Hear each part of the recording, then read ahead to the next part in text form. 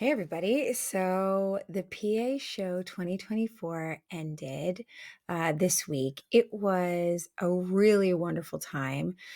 I've lost my voice a little bit, so please bear with me, but I put together just a very simple slide on some of the trends that I found were conversations that were being had with assistants, at least at our booth or in our presentations and the questions that were asked from the PA show and some of the trends that we are seeing. So there were four major trends and basically topics that were coming up over and over again at the PA show. We were being asked a lot about job searches. So what I'm seeing is there is still a lot of work to be done around job searches. There are assistants that are looking for new roles and really getting stuck. They're getting frustrated with some recruiters who are dismissing them, especially if you're looking for a role in maybe a private PA environment where maybe you're working for a household or high net worth individual. That if you know anything about that market, they always look for referrals within their friends. And so they will go to a recruiter sort of as an alternative when they've exhausted those options. And then if you are blocked by recruiters, then you are really going to struggle to get into that industry. So how do you break into that industry? The answer is networking in a roundabout way, but that was one thing we saw coming up over and over again. Not understanding where their CV or resume is going wrong and why it's not being selected for roles. So they're not really getting interviews, but they're applying for a lot of things and having very traditional old-fashioned resumes or CVs is a bit of a struggle. So there's a lot of people out there looking for jobs right now, and they're not really sure how to properly create a CV or market themselves or interview or that whole thing. Now, I'm really glad that I held a CV workshop there. And then also we had the last session on day one, which was called Fizz and Focus, where I really talked in both those sessions about my ideas about treating yourself and treating your role as a startup. And so your CV or resume becomes your services brochure. You need to make sure you know how to define your services and explain the value that brings to the customer, your potential employer. And that also interviews are client discovery calls where you're working as a team to help them problem solve. The issue is not that they're judging you. What it becomes is you reframe the interview so that you're both looking at an empty chair saying, tell me about how this role, the person that will fill this seat, is going to help you build your business, hit your targets, blah, blah, blah. So those were really powerful sessions. I got such great feedback from those. And thank you for joining us during those. Now, internal networks. So that came up quite a few times, and it kind of ties in with training budgets. So this is a growing trend we've been seeing over the year, which is that a lot of assistants out there are kind of choosing to be responsible. I heard once in a really great video from this gentleman that I follow who's in the military, sort of like a military leader, and he's really down to earth, easy to follow, and really practical tips. And I think there's a lot to be learned from the military in what we do. And they do a lot of repetitive things, checklists, stuff like that. And he was saying that he asked a unit what they believe the definition of a leader was. And he said, I learned something from a young buck that day. And she said, a leader is someone who chooses to be responsible. And I thought that was so good. How many of us in our industry, how many assistants and admins out there are choosing to be responsible for many, many things outside of our job description? And so what that means to me is that you're already a leader. But some of these leaders, right? I'm not going to do the quotes. Some of these leading assistants are taking it upon themselves to start building internal networks. And there were a lot of questions about how do you get everyone interested? And the truth is, you're not. There's a lot of people, especially in bigger companies, there's a lot of assistants and admins, and this may be controversial what I'm saying, but I call them squatters. They are assistants that are happy in their job. They're just going to stay in their space. They're happy to be there. They like working with their executive. Maybe they're working together for years, and they feel real comfortable where they are. Now, I have no problem with that. I know a lot of people that are like this close to retirement, and they are just like, you know what? I'm done. I've learned everything I can learn. I'm in a good sweet spot now. And if I'm going to retire soon, and if my executive leaves, I'm okay with that. I'll retire then. That's fine. What I don't like about it is when they kind of bring those that are trying to innovate and bring people together, especially assistants that aren't sharing SOPs. There's no assistant onboarding or admin onboarding of any sort. It might be a company onboarding, but not specific to your role. This is how we set meetings. This is how we book venues. This is how we support an executive. You want to make sure that you do this protocol. And it might just be guidelines, but we're all learning on our own. And that's really important that we start building handbooks as a community inside companies.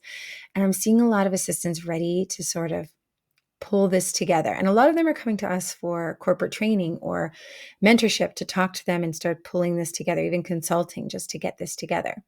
And through that, maybe they've started to pull it together, but they're struggling with training budgets. Some of them have been spending thousands on their own to train themselves. And now they're being asked to take that knowledge and train internal staff without any compensation or promise of any future training budget.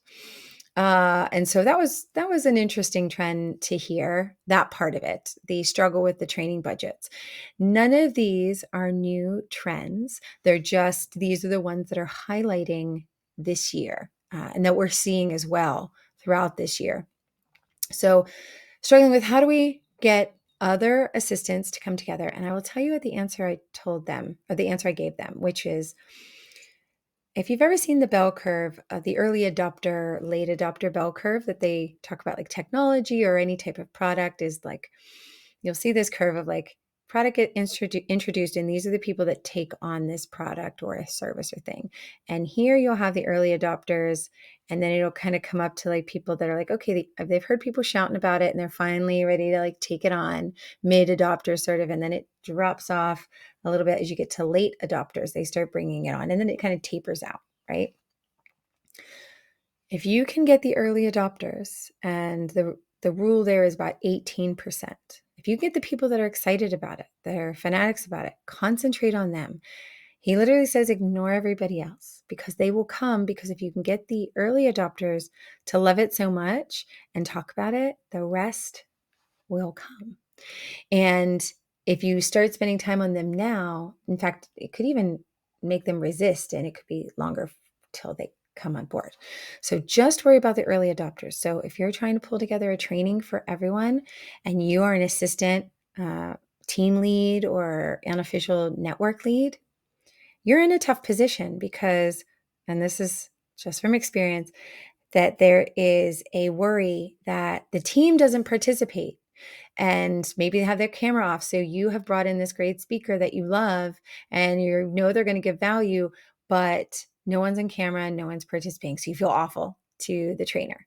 And then also you need to make sure that the training that you bring in is something that the company would approve and would help benefit the company. And if you hear that there wasn't great participation, or if you don't bring in the right type of speaker, they're just going to maybe even dismiss it before it comes in, or they just won't let you do it again.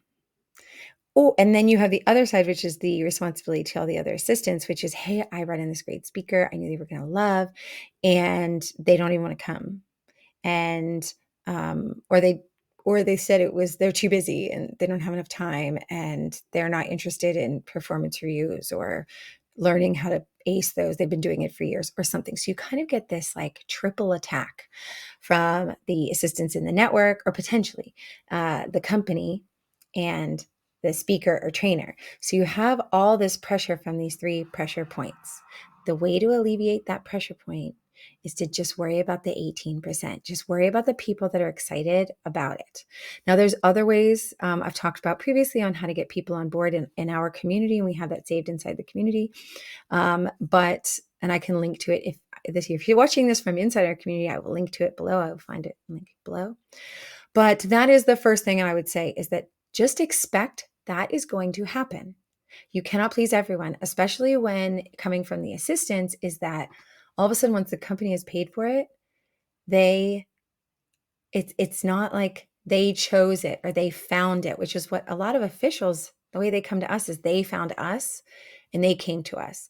I find when we do corporate training is a different experience because I'm so used to in the officials, people finding me and ready to learn what we have to give. They've heard me speak, they've seen something, and they get our vibe. And then when I go into a corporate environment, I've already got this stamp on it that the company has either is kind of assigned this, right? And so it's like, well, I'm so busy.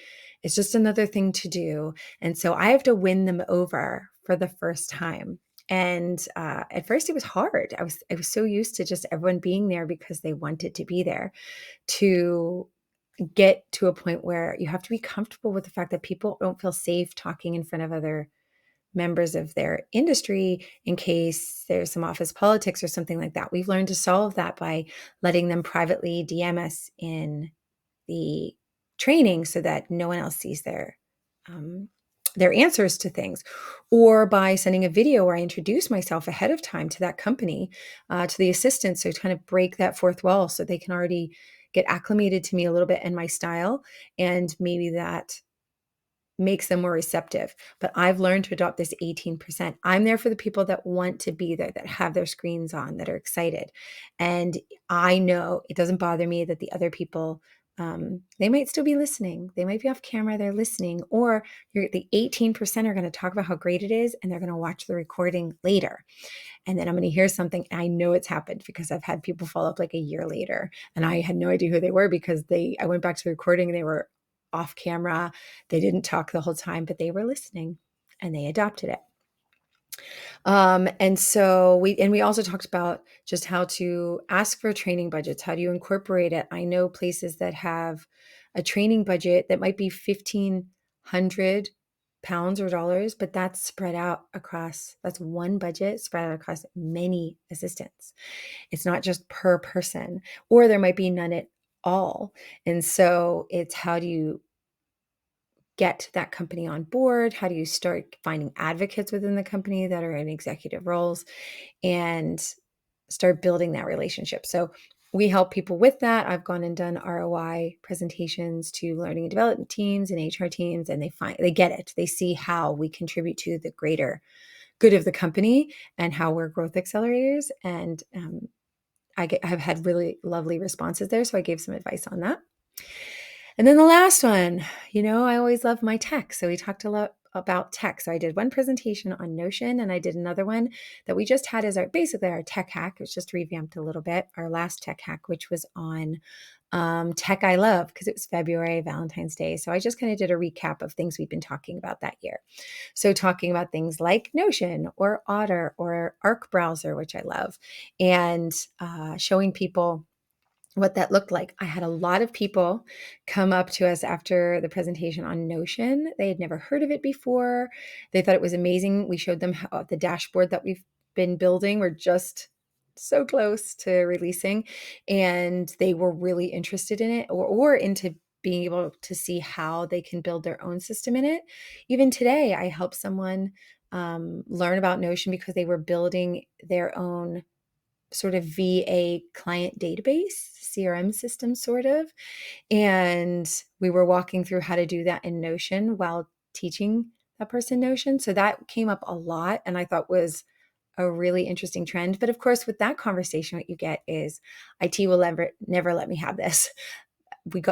I think the final trend that I would say here is there was, and again, this is going to sound controversial, but there was a lot of victimization. So there was a lot of people sort of really frustrated that they were opening their eyes. They're kind of seeing through the matrix of the value they bring, the alternative tech that's out there, what is possible, and they want it. And maybe they've been fighting for it for a while. But what I heard a lot about was how they were all the things they had tried and how there was nothing left to try, though they were asking me, how can they try something else? So there was an answer for everything. Let's put it that way. And it could have been about job searches. It could have been about alternative tech. It could have been about budgets. And And it is true. You're stuck. There is a certain point at which you're stuck, but there are other ways to move forward or there are ways to move forward and move past that. And while playing the game of what is laid out for you, while trying to creatively problem solve and look for alternative avenues to things. So if you're struggling to get IT to approve AI. Now, I'm not saying this officially at all, but a lot of people are using AI on their phones or using it anyway, but just making sure that nothing they put into it has anything to do with the IP of the company. They're just very agnostic. I need to write a letter. I have a meeting coming up.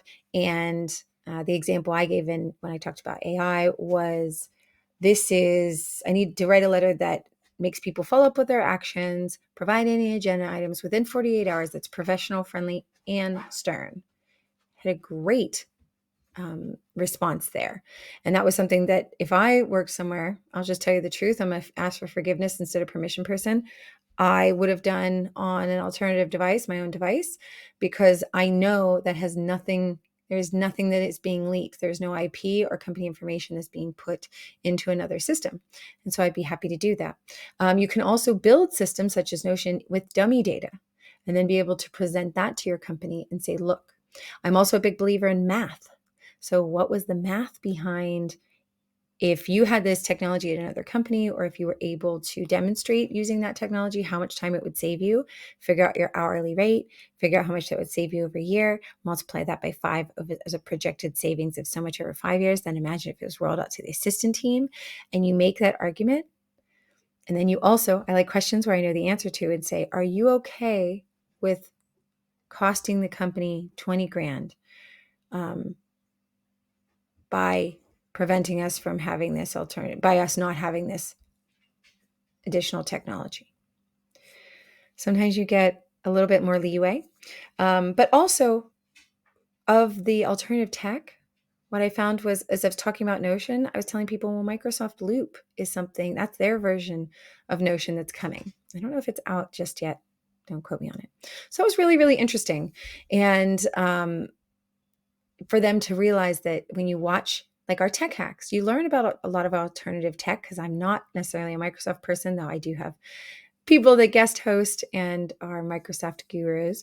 But a lot of what we do, especially in Microsoft, it's such a feature-rich environment. They're going to have some type of alternative technology or equivalent. So it's always important to stay up on tech and know that it is getting more and more intuitive. And so when they get that over-the-shoulder view, it really makes it feel less scary and easier to access and to see how to use it specifically as an assistant.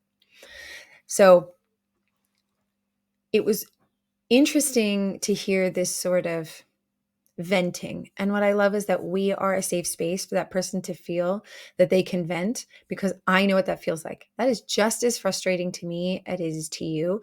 So let's work together to try and come up with some type of alternative route to market for yourself in the job market, to influence the other assistants in your internal network to help innovate and elevate our industry. That's what I really think that those internal networks, that's what they're doing. They're trying to elevate that role within a company and therefore elevate the role throughout our industry. It's so helpful.